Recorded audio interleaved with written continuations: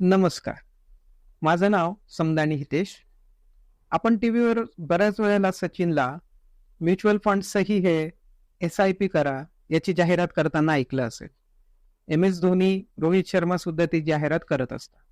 मग या सगळ्यांना पाहून आपल्या मनात एक कुतूहल जागं होतं, की म्युच्युअल फंडमध्ये गुंतवणूक करायची म्हणजे काय करायचं? किंवा एस-आय-पी करायची म्हणजे नेमकं काय करायचं? बरोबर आहे? मग पण आपल्यालाही ते वाटू लागतं, की आपणही म्युच्युअल फंडमध्ये गुंतवणूक केली पाहिजे किंवा एस-आय-पी केली पाहिजे. पण आपल्याला नेमकं हे माहीत नसतं, की एस-आय-पी काय करायची किंवा कुठे करायची, कशी करायची किंवा त्याबद्दल आपल्याला कोण योग्य माहिती देईल, बरोबर आहे? हा आपल्या पुढे एक मोठा यक्ष प्रश्न असतो. त्यासाठीच हा व्हिडिओ प्रपंच. तर चला सुरू करूया मग. आपल्याला लहानपणापासूनच आपण घरी आपल्या बघत आलेलो आहोत, की आपले आजोबा, आपले वडील, आपले काका, मामा हे सगळे दर महिन्याला आपल्या कमाईतून काही रक्कम जी आहे ती बचत म्हणून काढत असतात. आणि आपल्यालाही हेच धडे दिले गेले, की आपण दर महिन्याला काही रक्कम आपल्या कमाईतली बचत म्हणून आपण ठेवली पाहिजे. सेव्हिंग्ज आपल्या ठेवल्या पाहिजे. बरोबर आहे? आणि ते अतिशय योग्य आहे. मग आपली जी सेव्हिंग्ज असते त्या सेव्हिंगचं आपण काय करतो? एकतर त्याला सेव्हिंग अकाउंटमध्ये ठेवतो किंवा त्याला मग एफ-डी मध्ये गुंतवतो किंवा त्याला सोन्यामध्ये गुंतवतो किंवा त्याचे आपल्याकडे जास्त पैसे असतील तर आपण जमीन विकत घेतो. बरोबर आहे? सोन्यामध्ये गुंतवणं किंवा जमीन विकत घेणं हे ठीक आहे. पण आपल्याकडे एक पॉप्युलर इन्व्हेस्टमेंट स्ट्रॅटेजी काय आहे, की एफ-डी मध्ये गुंतवणूक करायची. बरोबर आहे? पण एफ-डी मध्ये गुंतवणूक केल्यानंतर हे म्हणजे आपण वडिलांनाही आपल्या बघितलं असेल, की त्यांना एफ-डी जे आहे ते जरा सेफ वाटतं.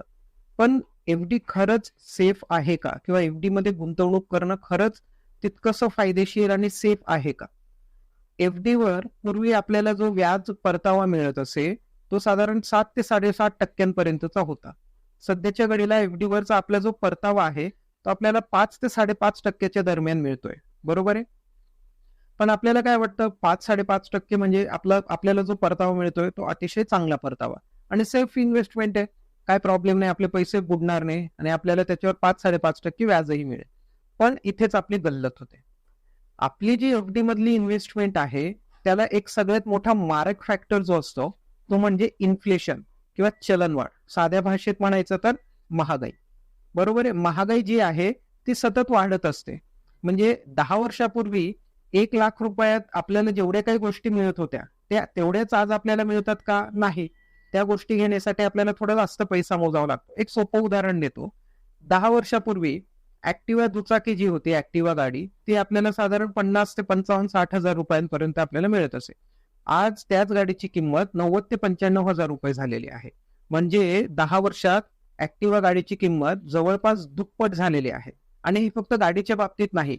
हे आपल्या रोजच्या ज्या गोष्टी आहेत, म्हणजे खाण्यापिण्याच्या वस्तू म्हणा किंवा आपल्या गोळ्या म्हणा किंवा मेडिकल बिल म्हणा किंवा आपले कपडे लत्ते म्हणा, ह्या सगळ्यांच्या ज्या किमती आहेत, मागच्या 10 वर्षात, 20 वर्षात ह्या सतत वाढतच राहिलेल्या आहेत आणि यापुढेही ते वाढतच राहतील. म्हणजे आपण 10 वर्षापूर्वी सुद्धा म्हणत होतो, की महागाई आहे आणि आजही आपण म्हणतोय, की महागाई आहे. पण जर आपण 10 वर्षापूर्वी बघितलं, तर आपल्याला असं लक्षात येईल, की 10 वर्षापूर्वी गोष्टी ज्या होत्या त्या आजच्या तुलनेने स्वस्त होत्या.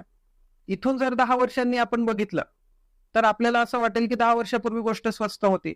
बरोबर आहे? म्हणजे तुमचा महागाई जो दर आहे, तो साधारण ॲव्हरेज जो असतो सरासरी 6-6.5% एवढा महागाई दर असतो. म्हणजे तुम्हाला जर 6% तुमच्या एफ-डी वर व्याज मिळत असेल, त्याच्यातला तुम्ही तुमचा महागाई दर जो आहे 6% तो वजा करा.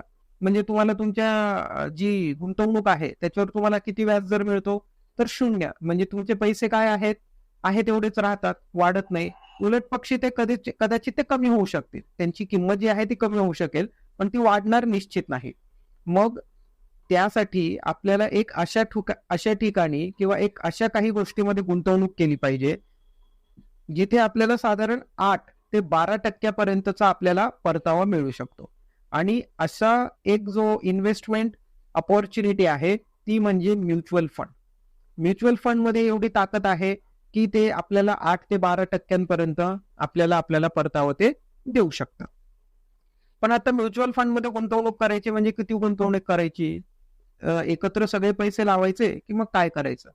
तर त्याच्यासाठी आपल्याकडे एक प्लॅन असतो. तर त्याला आपण म्हणतो सिस्टमॅटिक इन्व्हेस्टमेंट प्लॅन, किंवा त्याला आपण साध्या भाषेत आपण जे सातत्याने शब्द ऐकत असतो ना, SIP. तर SIP म्हणजे काय? SIP म्हणजे सिस्टमॅटिक इन्व्हेस्टमेंट प्लॅन.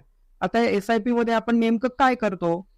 तर दर महिन्याला आपण जे आपली बचत असते किंवा आपल्या कमाईतनं जे आपण पैसे साठवतो किंवा बचत करतो, ते आपण दर महिन्याला ते पैसे म्युच्युअल फंड मध्ये गुंतवायचे आणि त्याच्यावर काय होईल? आपल्याला त्याच्यावर मग परतावा मिळत राहील.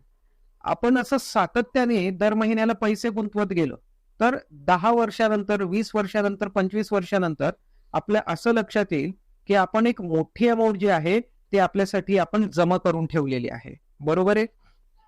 तर आता म्युच्युअल फंड मध्ये गुंतवणूक का करावी आणि म्युच्युअल फंड मध्ये गुंतवणूक केल्याने फायदा काय? आता प्रत्येक जण जो आहे तो काम करत असतो, काही ना काही, कुठे कामधंदा असेल, कुठे जॉब असेल, काही ना काही करत असतो. पण आपण आयुष्यभर काही काम करूच राहू शकत नाही. आपल्याला कधी ना कधी रिटायर व्हावं लागेल, आपलं शरीर थकेल.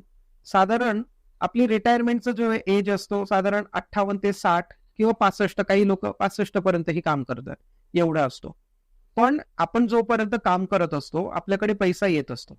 पण एकदा का आपण रिटायरमेंट घेतली की आपला पैशाचा जो फ्लो आहे तो अचानकपणे त्याला ब्रेक लागतो. बरोबर आहे? आणि मग ते अचानकपणे त्याला ब्रेक लागल्यावर मग काय करायचं? पण आपल्या गरजा तर काय बंद होणार नाही. आपल्याला रोजचे जे खाण्यापिण्याचं सामान आहे, कपडे आहे, या गोष्टींवर आपल्याला खर्च करावा लागेल. आणि जसजसं आपलं वय वाढत जाईल तसतसं आपल्या मेडिकल बिल्सवर सुद्धा आपला खर्च वाढत जाईल. मग त्याच्यासाठी सुद्धा आपल्याला काहीतरी तरतूद केली पाहिजे. मग जेव्हा आपल्या पैशाला एकदम किंवा येणाऱ्या फ्लो जो आहे पैशाचा त्याला एकदम जेव्हा ब्रेक लागतो, त्यासाठी आपल्याकडे काहीतरी साठवलेला पैसा हवा ना, की ज्याच्यातून आपण आपल्या ज्या दैनंदिन गरजा असतील त्या आपण भागवू शकतो. तर हा पैसा मग कुठून येईल? तर हा पैसा आपल्याला म्युच्युअल फंड मधून येईल. बरोबर आहे? म्हणजे थेंबे थेंबे तळे साचे या उक्तीप्रमाणे आपण जोपर्यंत काम करत असतो दर महिन्याला थोडे पैसे आपण SIP च्या मार्फत आपण म्युच्युअल फंड मध्ये टाकत राहायचं, जेणेकरून जेव्हा आपण रिटायर होऊ 20, 25, 30 वर्षानंतर, तर आपल्याकडे एक हाती एक मोठी रक्कम जरा आपल्याला जमा झालेली असेल आणि ती जी रक्कम असेल त्या रकमेतून आपण आपला दैनंदिन जो खर्च आहे आपण भागवू शकतो. बरोबर आहे? तर यासाठी म्युच्युअल फंड मध्ये गुंतवणूक केलेली चांगली आहे. पण म्युच्युअल फंड मध्ये गुंतवणूक करण्याचे नेमकं उद्देश काय किंवा म्युच्युअल फंड मध्ये गुंतवणूक कशासाठी करायची आणि नेमकं त्याच्यात गुंतवणूक करून आपल्याला फायदा काय? आता समजा सगळ्यात पहिला पॉइंट जो आहे त्याच्यात रिटायरमेंटसाठी प्लॅनिंग करणे. बरोबर आहे? म्हणजे आपण प्रत्येक जण जो आहे तो जेव्हा काम करत असतो आपण आपल्या रिटायरमेंटसाठी काही ना काही प्लॅनिंग आपण करत असतो. बरोबर आहे? त्यात सगळ्यात पहिलं जे आहे उद्देश ते म्हणजे रिटायरमेंटसाठी प्लॅनिंग करणे. सपोज तुम्ही 25व्या वर्षी कामाला सुरुवात केली किंवा तुम्ही 25व्या वर्षी तुमचा पहिला जॉब तुम्ही सुरू केला, तर तुम्ही कधी रिटायर होणार? तुम्ही 58ला किंवा 60ला तुम्ही रिटायर होणार. बरोबर आहे? तर मग तेवढ्या कालावधीमध्ये आपण काय करायचं? दर महिन्याला थोडी रक्कम जी आहे ती म्युच्युअल फंड मध्ये गुंतवत जायची. म्हणजे जेव्हा आपण रिटायर होऊ आपल्याकडे एक मोठी रक्कम तयार होईल, ज्याच्यातून आपलं रिटायरमेंटच्या नंतर जो आहे आपला खर्च भागवू शकू. हे झालं आपलं पहिलं उद्देश. ही जी SIP असेल म्हणजे रिटायरमेंटची जी SIP असेल त्याचा कालावधी किती असेल? तर त्याचा कालावधी साधारण 30, 35, 40 वर्ष. तुम्ही कधी काम सुरू केलं आणि कधी तुम्ही रिटायर होताय त्याच्यावर डिपेंड असेल. पण साधारण 30 ते 35 वर्षांचा त्याचा कालावधी असेल. हे झालं पहिलं उद्देश. दुसरं उद्देश म्हणजे आपल्या मुलांच्या शिक्षणासाठी किंवा मुलांच्या लग्नासाठी पैशांची तरतूद करणे. आपली मुलं जेव्हा मोठे होतील म्हणजे आपली मुलं 18-20 वर्षाची होतील त्यांना आपल्याला कॉलेजला पाठवावं लागेल. पण कॉलेजची फी, आता आपला मुलगी किंवा मुलगा आपलं कुठे जाणार, इंजिनिअरिंगला जाणार, मेडिकलला जाणार, त्याप्रमाणे फी जी आहे कमी जास्त होत राहील. पण त्यावेळेला जी फी असेल तेवढ्या फीचे पैसे आपल्याकडे असले पाहिजे. ते एकत्र तर आपल्याकडे तेवढे नसू शकतात.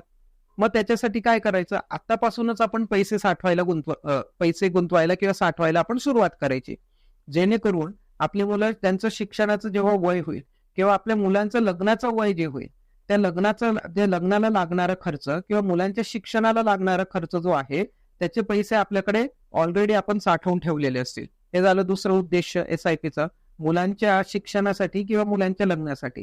आता ही जी SIP असेल या SIPचा कालावधी साधारण 15 ते 25 वर्षांपर्यंत या SIPचा कालावधी असू शकतो.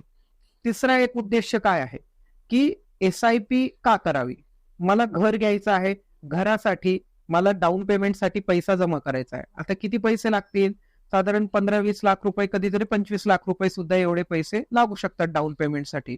मग जर आपल्याला डाऊन पेमेंटसाठी पैसे जमा करायचे असतील तर आपण त्याच्यासाठी एक स्वतंत्र SIP करू शकतो. त्याच्यामध्ये आपण हळूहळू दर महिन्याला पैसे टाकू शकतो.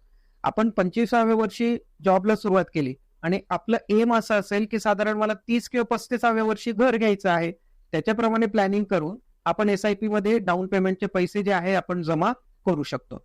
या SIPचा कालावधी साधारण 8 ते 10 वर्षांचा असू शकतो. किंवा आपल्याला गाडी घ्यायची आहे, माझं असं प्लॅनिंग आहे की 4 वर्षानंतर मला गाडी घ्यायची आहे, तर गाडीचं जे डाऊन पेमेंट आहे त्याच्यासाठी काही ना काही पैसे लागतील. मग त्याच्यासाठी आपण 3 ते 4 वर्षाची SIP करू शकतो. किंवा तुम्हाला असं वाटेल की उद्या मला 3 वर्षानंतर मला एक फॉरेन ट्रिप करायची. मग फॉरेन ट्रिप करायची असेल तर त्याच्यासाठी किती खर्च लागेल? साधारण 4 ते 5 लाख रुपये एवढा खर्च लागू शकतो, अंदाजे आपण धरूया. तर 3 वर्षानंतर जर मला 3-4 लाख रुपये माझ्या गाठीशी हवे असते तर मग काय करायचं? त्याच्याप्रमाणे मी दर महिन्याला थोडीफार गुंतवणूक SIP मध्ये करू शकतो. आता ही जी SIP ची गुंतवणूक असेल ती 3 ते 4 वर्षाचा याचा कालावधी असेल. याच्या व्यतिरिक्त अजूनही काही शॉर्ट टर्म SIP तुम्ही करू शकता. म्हणजे SIP मध्ये किती कालावधीसाठी आपण गुंतवणूक करू शकता? शॉर्ट टर्म म्हणजे 3-4 वर्ष ते लॉंग टर्म 30 ते 35 वर्षांसाठी किंवा इव्हन त्याच्यापेक्षाही जास्त आपण SIP मध्ये गुंतवणूक करू शकतो. तर हे होते SIP मध्ये गुंतवणूक करण्याचे उद्देश. आता अजून एक प्रश्न लोकांच्या मनात असतो की मी SIP कधी सुरू करावी? त्याच्यासाठी माझ्याकडे एकच उत्तर आहे, this is the best time to start the SIP. आत्ताची जी वेळ आहे तीच उत्तम वेळ आहे SIP स्टार्ट करण्यासाठी. तुम्ही 25 वर्षांचे असाल, तुमचा नवीन जॉब लागलेला आहे, तुम्ही म्हणाल की माझ्याकडे सध्याला एवढे पैसे नाहीये तर मी SIP करू शकत नाही. काही प्रॉब्लेम नाही. SIP आपण 500 रुपयापासून सुद्धा सुरुवात करू शकता. SIP 500 रुपयांपासून सुद्धा आपल्याला सुरुवात करता येते.